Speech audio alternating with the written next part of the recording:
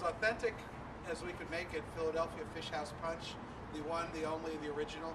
Philadelphia was always famous. It was historically it's been famous for three drinks, and this is the first of them. And we're going to investigate the other two. Two are still well known today. The other one's kind of a mystery, so we'll dig into that a little bit later.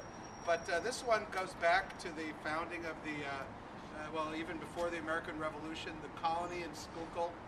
It was called when America was 13 colonies. This bunch of Philadelphia gentlemen got together and said, well, okay, we've got the 14th colony, and it's our little fishing shack up here on the river right outside of town.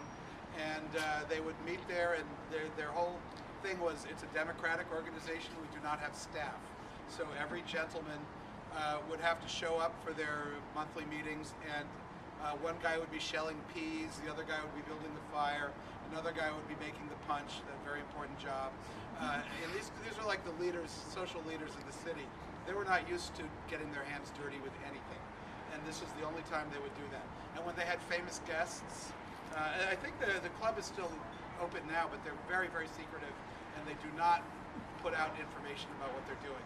So they're still there. They did not want to have any part of anything like this, unfortunately. But famously, even when presidents would come, they would put the president to work. And presidents are almost always useless with their hands, with the possible exception of Abraham Lincoln. So they would always, be put to shelling peas or something any moron could do, because they couldn't be trusted to like plank the shad or grill the steaks or any of that stuff. That was left for the members who really knew about these things.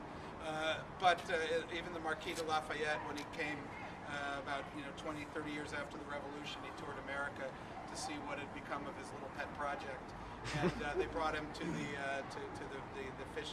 By then it was the state in Schuylkill, not the colony, of course, because now there were 13 states. They were the 14th. That was always their thing. And they put him to work just doing the usual shelling peas or whatever. And so even he was the most distinguished man who'd ever visited America, as far as we were concerned, a national hero. So the punch itself, it was quite luxurious for its day. It featured imported French brandy, good Jamaican rum, and domestic peach brandy. That has been the missing link for this punch for almost at least 50 years, is you can no longer get peach brandy in America. You can get something called peach brandy, which is grape brandy of the crappiest sort infused with peaches and sweetened. It's not the same as being distilled from peaches and then aged in barrels. Back in colonial times, the most expensive spirits you could get in America was 7-year-old peach brandy, which would be distilled from peaches with the pits crushed in there to give it to give it a special something, and then put in barrels and let to sit for years and years. And that stuff was the prime, like that was the top of Epicurean drinking in America. Georgia, full of peach trees. Why? You couldn't ship peaches anywhere then. Peaches rot in about 12 seconds because they were distilling peach brandy. So this was always, it was a big commercial product. The last company I know of to make it commercially on any scale until the most recent of times was, well, the last distiller's name was Lem Motlow. Who knows that name? What did Lem Motlow make? Some of you must have stared at liquor labels drunkenly at 2 in the morning. Proprietor Lem Motlow, population 1,250. Black label. It's right there on the label. What liquor has a black label? Jack Daniels. If you look at the Jack Daniels label, it says Proprietor Lem Motlow. He's been dead for generations, but he was the last guy to distill peach brandy commercially on any scale. That was in the 1940s. And he made peach and apple brandy as well as Jack Daniels whiskey. So he was, he was a good American. Those are all good American things to make. But then peach brandy disappeared, except for certain bootleggers in Georgia still make it to this day. But of course, it's not a commercial product, and they don't age it either. Late last year, I got an email from this guy in California. It says, I read your book Imbibe. You mentioned the lack of peach brandy. I talked this guy up in the hills into making some and put putting it in barrels, and can I send you a little bottle? And I got one of those. Let me pass around this. This is distilled from peaches and aged in barrels. I don't think he used the peach pits, so it's not all 100%. It's aged in barrels for maybe 6 months and not 7 years, but it's extremely promising. And we'll start over here.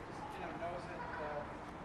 It's probably sterile, so you can probably sip from it without killing any of your fellow bartenders or making them sick. But anyway. So this is, and finally we've got real good Jamaica rum like they would have had in the colonies. Very funky, very fragrant, pot stilled, Navy strength, so 114 proof. And with that, plus regular cognac and this peach brandy, you can make an authentic bowl of fish house punch, which we've been drinking. And it's a whole different thing from what you usually get because it's, I mean, what do you guys think? It's light and delightful, right? What's that? Yeah, I know. And the punch, it's fragrant and smooth and pleasant. Nutmeg on top. Nothing simpler. This was, this is Philadelphia's most famous drink, nationally famous. I swear every person should learn to make this in grade school and serve it on July 4th. This should be like America's national drink. We should all cluster around. This was served by, to all the gents from the Continental Congress. I'm sure they were guests at the Fish House. That was the premier social club. In Philadelphia, drinking has always been weird because it was always, the high-end drinking, the sporty drinking here was always done in private clubs, which is why there's very little information about it because as opposed to the private clubs in New York where everybody shot their mouth off all the time, people down here tend to keep it a little on the down low. It was always quiet. It was like, this is our private business. We don't have to go shooting our mouths off to reporters about this. So information is a little scarce, and that's a sign of discretion. But if you like study the, you guys need punch. And you get called out because you're late, Nate. Because so this is sort of the beginning of our journey. We're going to look at a couple other Philadelphia drinking institutions. We're going to explore the final mystery of the third drink, which I'm going to try to keep under my hat for a little while longer. And then we'll have a nice dinner together. So we're going to spend the afternoon. There's a little bit of a walk. We're going to walk down into to Broad Street, basically. So I hope everybody is up for that. Yeah. We're not going to go at like obviously the Clover Club is a well-known one. I don't know what the third is. So can we all? Oh, and also I should mention, City Tavern founded by the government of Philadelphia because they thought the other bartenders or the other bars and saloons were ripping people off, and they wanted a square place where everybody could get exactly what they needed, an orderly place, and they founded this, a municipal bar. Come on. I wish every other city would be as sensible. Wouldn't that be nice? I mean, good, just overseen for maximum effectiveness, and they all wanted good stuff. The Quakers had many religious thises and that's, but unlike the Puritans, they liked food and drink. That was not a problem for them. So Philadelphia was always good for that.